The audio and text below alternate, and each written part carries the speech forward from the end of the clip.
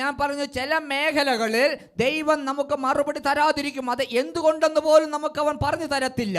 God will not even explain to us why is he not answering to some of the questions that we are asking. അതിന് ഒറ്റ കാരണമേ ഉള്ളൂ, നമ്മൾ എത്രത്തോളം വിശ്വസ്തയോടെ നൽകപ്പെട്ടതിനു മേൽ ദൈവസന്നിധിയിൽ നമ്മൾ കണക്ക് ബോധിപ്പിക്കുന്നുവെന്ന് അവൻ ഒരു ടെസ്റ്റ് ഇടുക മാത്രമത്രേ ചെയ്യുന്നത്. ദൈവസന്നിധിയിൽ നമ്മൾ ഹല്ലേലൂയ, ഇല്ലെങ്കിൽ ദൈവം നൽകിയ ഓരോ താലന്തും ഓരോ ക്രിയേഷനിലും നമ്മൾ ഹല്ലേലൂയ ആനന്ദം കണ്ടെത്തുമ്പോൾ അത് ദൈവത്തിന് അനുസൃതമായ തലത്തിലാണോ എന്ന് നമ്മൾ ശ്രദ്ധിക്കുന്നത് നന്നായിരിക്കും. അതനുസരിച്ചത്രേ ദൈവവുമായി നമുക്ക് ബന്ധം കൂടുതൽ ഉറപ്പിക്കപ്പെടുന്നത്. അപ്പൊ ചിലർ ചോദിക്കുമായിരിക്കും, എൻ്റെ കുഞ്ഞ് വർഷങ്ങളായിട്ട് ഞാൻ കാത്തിരുന്ന് ഉപവസിച്ച് പ്രാർത്ഥിച്ച് ഹോസ്പിറ്റലുകൾ തോറും കയറിയിറങ്ങി എനിക്ക് കിട്ടിയ ഒരേ ഒരു ആൺതരിയ, അപ്പോൾ ഞാൻ അതിനെ എങ്ങനെ മാറ്റി നിർത്തുമെന്ന്.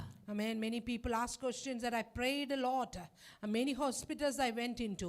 I had a lot of medication. Finally God gave me a child.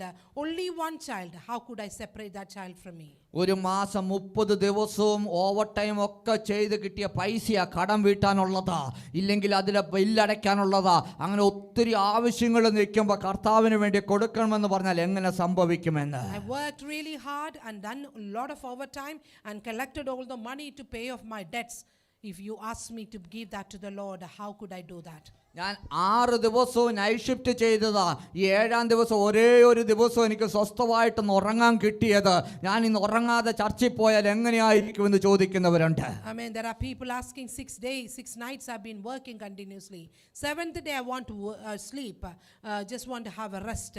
And you might be asking question, if I go to church, how could that be affecting my body? ഇപ്രകാരം ഒരു അവസ്ഥയിലൂടെ ചിന്തിക്കുന്നവരാണ് എങ്കിൽ പെട്ടെന്ന് ദിനവൃത്താന്തത്തിന്റെ 1 ദിനവൃത്താന്തം 29-19 നിന്റെ ശ്രദ്ധയെ തിരിക്കുകയെങ്കിൽ ഒരു വസ്തുത നിനക്ക് വെളിപ്പെട്ട് വരിക തന്നെ ചെയ്യുമത്രേ. You are thinking anyways like this about your life. Turn your attention to 1 Chronicles chapter 29. അവിടെ പറയുന്നു, യഹോവേ മഹത്വവും ശക്തിയും തേജസ്സും യശസ്സും മഹിമയും നിനക്കുള്ളതോ എന്ന്.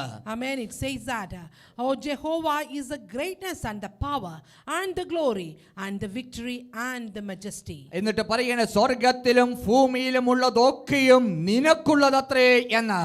And for all that is in the heavens and in the earth, thine is the kingdom, O Jehovah. യഹോവേ രാജത്വം നിനക്കുള്ളതാകുന്നു, നീ സകലത്തിനും മീതെയും തലയായിരിക്കുന്നു എന്ന്. Thou art exalted as head above all. അതേ, സകലത്തിനും മേലെയും തലയായിരിക്കുന്ന ഒരുവൻ മാത്രമേ ഉള്ളൂ, അത് യഹോവയാം ദൈവം എന്ന്. There is only one head for everything, and that is Jehovah himself.